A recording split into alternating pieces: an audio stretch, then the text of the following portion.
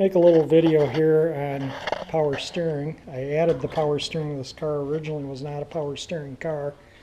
I did find another 59 Chevy that I stripped the parts off for the power steering. You can see here the pump is driven off the back of the generator. It's bolted on there and down there. This pump slides onto a spline shaft that sticks out of the generator. There is a seal in the front. I did rebuild this pump. This is a 59 correct can. The neck on the 58s was quite a bit taller, and in the 55, 6, and 7 it was really fat and came straight out. 58 they're on an angle, but they're quite a bit taller. 59 was a skinny little neck, and the fill mark on the dipstick would put the fluid full in the neck to about there. So when you drive the car and the fluid heats up, it overflows.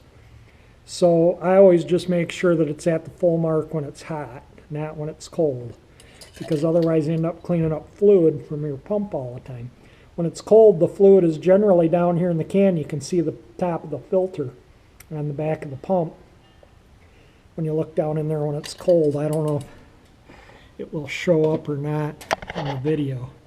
I did top the fluid off. Oh, you can see the filter down in there. So that's the way they're full when they're cold.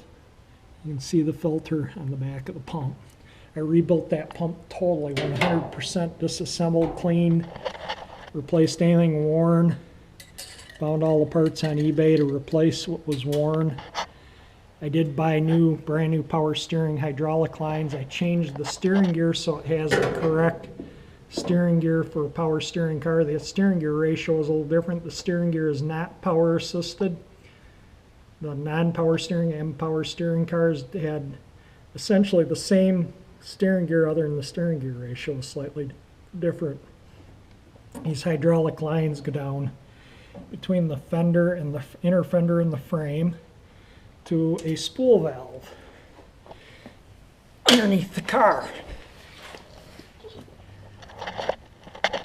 The spool valve, see if I can turn this light so the spool valve is right here.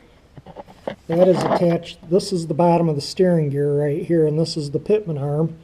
And that spool valve attaches to the back of the pitman arm. I don't know if I can get the light, not on a hoist or anything. I can get the light just right. Yeah, I don't know if I can. But anyway, that spool valve, and as you turn the wheel, it moves the spool valve one way or the other and directs the fluid through these two lines to a slave cylinder that is on the main drag link between the tie rods. And that cylinder is what assists in steering the car when you're turning corners. It's applying pressure to one side or the other of the cylinder to drive that piston one way or the other. And it's all controlled from the spool valve. So if you're on a road that tends to want to cause the tires to wander one way or the other, the spool valve kind of corrects it. I had the 60 Chevrolet I had factory power steering and power brakes. That thing drove like a Cadillac, and this thing drove like an old truck. So I thought, well, I got to put power steering and power brakes on it. So I found another 59 Chevrolet with power steering, stripped it all off, everything, the brackets, the whole bailiwick, restored it, rebuilt it all, rebuilt the spool valve. The cylinders are not rebuildable, but if your cylinder is bad, Mercury Marine uses that same cylinder on cruisers for their power steering. So you can go to a marine dealer and still buy that cylinder brand spanking new. And that spool valve is also used on cruisers in the boats with power steering. And that spool valve is still available brand spanking new too. So you do have options if you can't find parts or can't rebuild your components. I rebuilt the components. These are original 59. The cylinder I just flushed out. There's no rebuilding the cylinder. It's welded together right here. And there's a little clip and there's a snap ring that holds the seal in there. I replaced the seal. That's all I've done to that. Slave cylinder is replaced the seal. The power steering, you can rebuild the joint from the pitman arm. That's, you can get new caps, rebuild all that. I did that.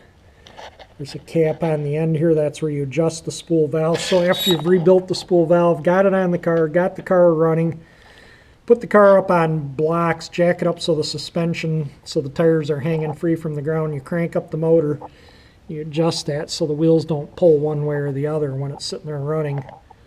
There's some nut in there behind that cap. You can tighten it or loosen it, and that kind of adjusts the spool valve.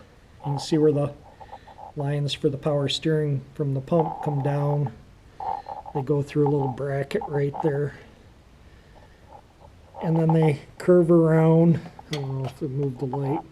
They curve around and go into the spool valve right there. And then those other lines come out of the bottom of the spool valve and go to the slave cylinder that steers the car. These power assist steering, it's like the steering wheel is almost not, it's just too easy to steer. You can take your pinky finger, stop, and turn it from lock to lock. It really does turn easy. Much easier than the newer vehicles. I have a F-150 and it steers a lot easier than the F-150. The steering gear ratios are big, so you gotta turn the wheel a lot more to get around the corner. And you see in one of my other videos, I think the one first ride of the year, my dad and I were in the car and I backed out of the driveway, and when I was going up the street I turned the wheel about a quarter of a turn, and I commented, yeah, that would do a U-turn in the truck, and that's probably about the case to where this car was just enough to get it around the gentle curve on my dad's street. Well, I hope you enjoy the video on the power steering and the 59 Bel Air. Thank you for watching my videos. Please subscribe.